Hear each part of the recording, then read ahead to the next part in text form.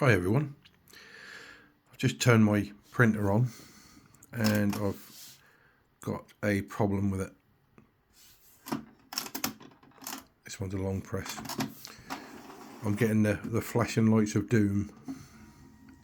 Now I have watched a YouTube video on how to repair this, but it wasn't very explanatory, so I'm going to run through it with you. There we go. It won't do anything at the moment because all of the lights are flashing.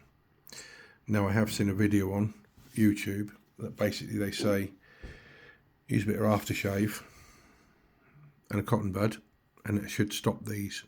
So I'll do it with you just to show you how to do it.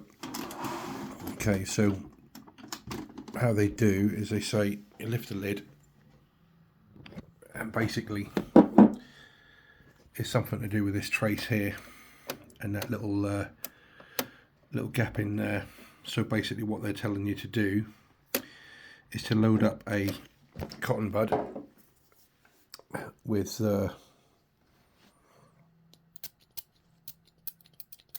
plenty of aftershave on one side, and then we'll give it a clean in there. Apparently we'll run this together because I'm not sure whether or not it's going to work or not, but we'll find out together, shall we? He cleaned that bit. He also cleaned that trace there, like that,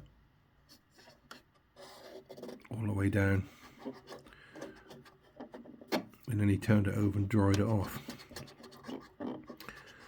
So we're going to find out whether this works or not together, shall we? Okay, so we'll shut the lid and turn it off. See if it works.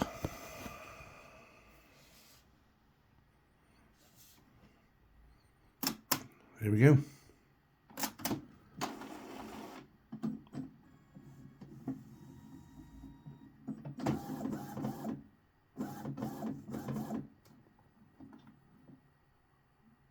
And there you go, it's worked.